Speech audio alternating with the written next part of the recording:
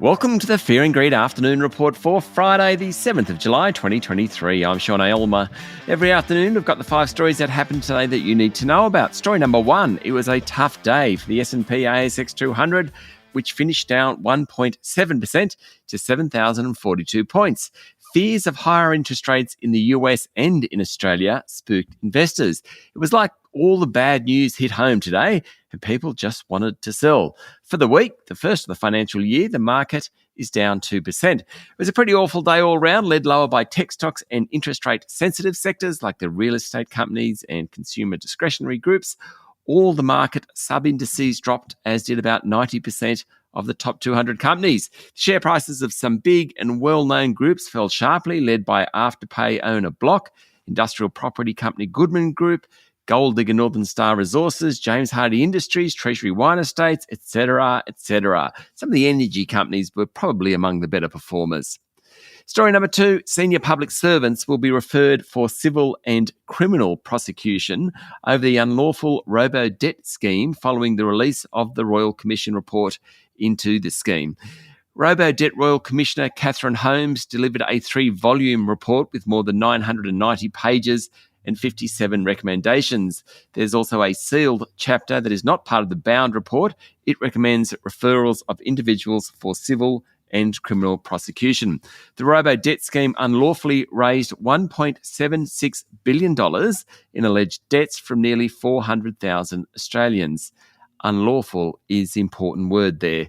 Commissioner Holmes was critical of the venality, incompetence and cowardice of former ministers responsible for the scheme. The Royal Commission found that a number of people who were pursued for debts died by suicide, and it was critical of former Prime Minister Scott Morrison, former top bureaucrat Catherine Campbell, and former ministers Alan Tudge, Stuart Robert and Christian Porter. Late today, Scott Morrison said he completely rejects the findings critical of his involvement. Among the Robo-debt Royal Commission recommendations is for an overhaul of cabinet in confidence rules regularly used to keep information secret. Story number 3, opposition leader Peter Dutton was again talking up the merits of nuclear power, saying Australia's growing energy demands could be met cost effectively by building small nuclear reactors on the site of ageing coal-fired power plants and using transmission systems already in place. Dutton accused federal Labor of being mesmerised by the glare of solar panels and wind turbines and failing to seriously consider the opportunities of nuclear power, including to lower household energy bills.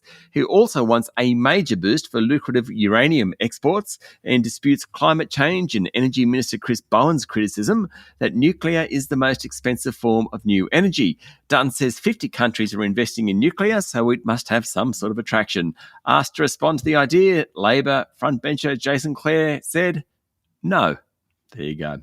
Story number 4, new national standards and accreditation rules will be developed by the end of the year after a review led by Sydney University Vice-Chancellor Mark Scott found that universities are failing to equip teachers with the skills to manage classrooms. Scott said being a teacher is a highly complex and demanding role. The new standards will focus on teaching core content in university education courses.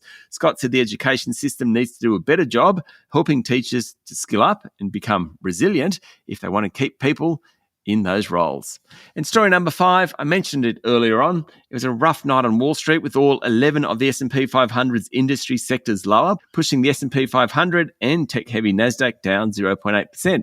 European markets also fell, with the Pan-European Stock 600 index down more than 2%, hitting its lowest level since March.